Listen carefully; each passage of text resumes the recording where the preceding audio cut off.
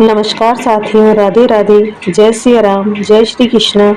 हमारे चैनल अंतरदर्शन के अंतर्गत आज मैं आपको सुनाने जा रही हूँ अपनों के शुभ चिंतक कहानी का 16वां भाग। उसे भी एमडी बनने का मौका दिया जाएगा। उसके लिए हम परिवार वाले खूब सहयोग देंगे ताकि वह भी पीजी की पढ़ाई करके एक दिन बड़ी डॉक्टर बने। मैं केवल उसकी चाची ही नहीं, मैं तो उसकी माँ के समान भी हूँ। और वह शादी के पश्चात ससुराल में जाएगी तो भी हमारे अपने ही घर में रहेगी। ऐसा रिश्ता तो लाखों में मिलता है। मैं कोई गलत बात थोड़ी ही कह रही हूँ। सभी लोग यही चाहते हैं कि रिश्ता हमेशा अपनों में ही हो, हमारी आंखों के सामने तथा जान पहचान में ही हो, क्योंकि अनजान लोगों को हम लोग जानते नहीं हैं। ऐसे में हमेशा जो एक अविश्वास की भावनाएं रहती है, अपनों में ऐसा नहीं होता। नहीं तो क्या हमें कहीं और लड़की नहीं मिलेगी?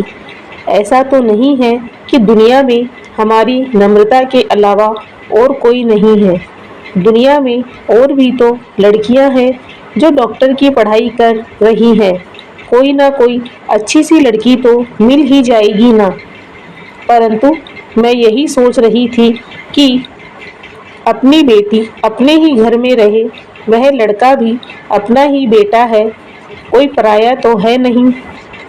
माँ निहारिका और बड़ी चाची उर्मिला के बीच बहुत देर तक तर्क वितर्क होता रहा। धीरे धीरे यह बात पूरे परिवार में फैल गई। बड़े चाचा जी अपनी पत्नी को टोकते हुए तथा सांत्वना देते हुए कहने लगे, अरे उर्मिला, तुम भी ना खामखा जिद कर रही हो। भाभी जी ठीक ही तो कह रही हैं। आखिर बेटी तो उनकी है ना। हम कौन होते हैं उनका अच्छा और बुरा सोचने वाले, और सोचकर भी क्या कर लेंगे। बिटिया ने अभी केवल एमबीबीएस की पढ़ाई ख़त्म की है। अभी उसकी उम्र ही क्या है, ज़्यादा से ज़्यादा 25-26 वर्ष की तो है। आजकल ज़माना बदल गया है। 25-27 वर्ष तक किसी की शादी थोड़ी ही होती है। ऊपर से एक बार एमबीबीएस करने के बाद अगर बड़ी डॉक्टर नहीं बनी तो उस एमबीबीएस की पढ़ाई का कोई महत्व नहीं रहता। उसे पढ़ लेने दो। अगर तुम्हें सागर की शादी करवाना है तो किसी और जगह देख लेंगे, लेकिन इस तरह से ज़बरदस्ती करके किसी को नहीं ले सकते ना। वैसे भी 30-32 साल तो लड़का लड़की की शादी करने की उम्र अब बिल्कुल कॉमन हो चुकी है। अब समय बहुत बदल गया है। ऐसे में कौन सी देर हो जाएगी, उन्हें सोचने दो ना। तुम्हारे जीजाजी एक बड़े डॉक्टर हैं, उनकी नज़रों में कोई ना कोई अच्छी सी लड़की तो होगी ही ना। जान पहचान में अगर नहीं होगी तो भी कोई बात नहीं, जिसकी किस्मत में जहाँ लिखा है वहाँ तो होकर ही रहेगा।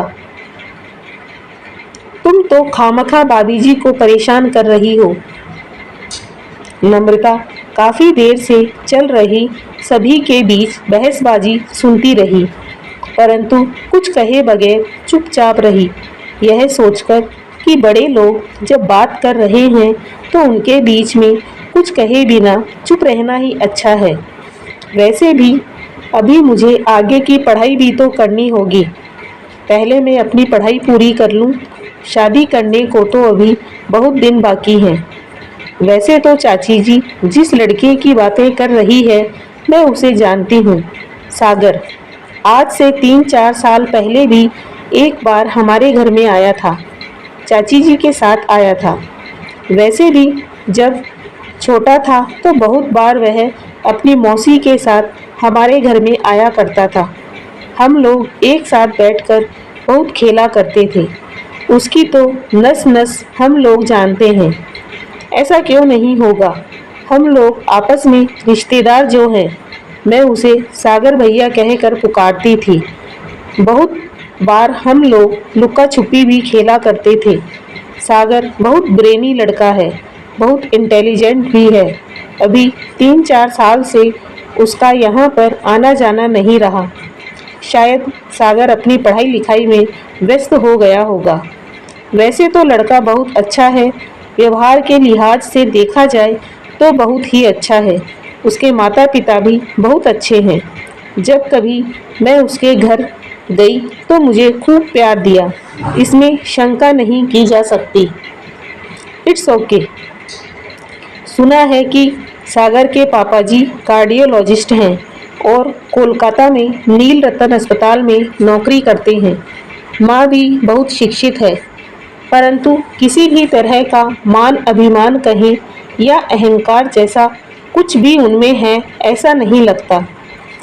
जो भी हो बहुत अच्छा है, परंतु मैं अभी इस वक्त अपनी शादी को लेकर मानसिक तौर पर तैयार नहीं हूँ।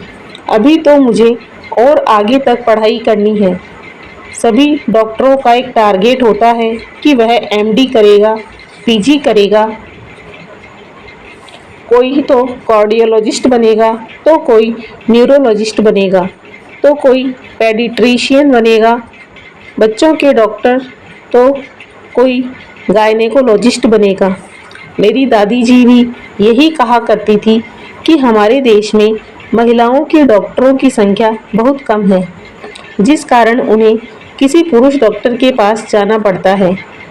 उनकी कमी को तभी पूरा कर सकते हैं जब महिला डॉक्टर बनने का प्रयास करेंगी, और ऐसा हर किसी महिला डॉक्टर को सोचना चाहिए। उनका कहना भी वाजिब है। काश सभी लोग ऐसे सोचते। हाँ, मुझे भी महिलाओं का डॉक्टर बनना होगा, नम्रता सोचने लगी। सागर अच्छा लड़का है। अगर उसकी शादी की जल्दबाजी ना करें तो हो सकता है कि 2-4 साल और गुजर जाने के पश्चात हमारे घर वाले ही सागर से मेरी शादी करवाने को राजी हो जाए। परंतु इस विषय को लेकर मैं किसी को भी कुछ नहीं कह सकती। ऐसा कहने पर लोग यही समझेंगे कि मैं उससे प्यार करती हूँ, मैं उससे प्रेम करती हूँ। मैं उसे प्यार तो करती हूँ, परंतु प्रेम नहीं। अतः मैं इसे प्रेम विवाह के रूप में बदनाम नहीं कर सकती हूँ। अगर हमारे परिवार वाले राजी खुशी मान लेंगे तो बात कुछ और है। मुझ पर कोई दोषारोपण नहीं कर पाएंगे। नम्रता धीरे धीरे अपनी आगे की पढ़ाई की ओर बढ़ती चली गई, परंतु कभी कभार उसका मन सागर को लेकर उलझ जाता है। उसे अपने बचपन से लेकर आज तक की सारी बातें याद आ जाती है। शेष 3-4 वर्ष पहले जब उससे मुलाकात हुई थी, तब सागर की एमबीबीएस का आखिरी साल चल रहा था, तो नम्रता की एमबीबीएस में फर्स्ट ईयर चल रही थी। घर में छोटी मौसी का जो छोटा वाला देवर है, उसकी शादी का प्रोग्राम था। बहुत से रिलेटिव्स एकत्र हो गए थे, उसमें सागर भी था। ऐसे मौके पर हम लोगों ने बहुत से गप्पे किए थे जो बहुत रोचक लगे थे। वैसे तो अगर देखा जाए तो सागर शांत स्वभाव का तथा काफ़ी इंटेलिजेंट और समझदार भी है। इसमें किसी भी तरह की शंका नहीं की जा सकती है। वे लोग सचमुच मुझे खूब प्यार करते हैं। माँ निहारिका और चाची के बीच बहसबाजी के अगले ही वर्ष सागर की शादी किसी और लड़की के साथ तय हो गई है, जो न केवल एमबीबीएस की पढ़ाई की है, वरन पीजी में उसका एडमिशन भी हो गया है।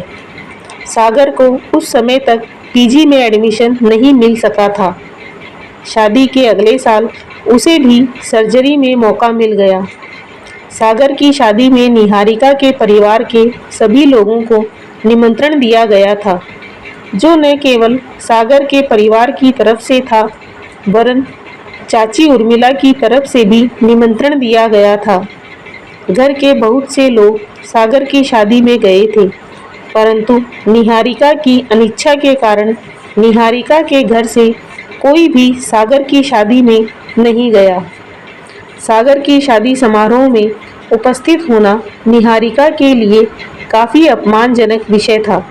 यही कारण है कि वह उसकी शादी में गैर हाजिर रही।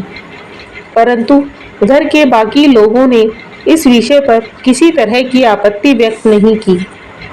सागर की शादी के बाद भी चाची उर्मिला कई मर्तबा निहारिका के घर में आई है, परंतु कभी भी किसी भी पुरानी बातों का जिक्र किए बगैर चुपचाप रह गई। यहाँ तक कि कभी यह भी नहीं पूछा कि नम्रता अब क्या कर रही है, क्या पढ़ाई कर रही है, क्योंकि कहीं ना कहीं चाची उर्मिला के मन में काफ़ी ठेस पहुंची है। तभी वह कभी निहारिका से बेटी नम्रता का जिक्र नहीं करती, यहाँ तक कि कभी सामने आने पर भी ज़्यादा कुछ नहीं कहती, केवल इतना ही कहती है, कैसी हो नम्रता। नम्रता भी बातों को किसी भी तरह ख़त्म करने के बहाने से केवल इतना ही कहकर इतिश्री कर लेती है कि ठीक हूँ चाची, आप कैसी हो। बस इतने में ही सिमट जाती है। लगता है कि मानो सभी के मन में एक दरार सी आ गई है।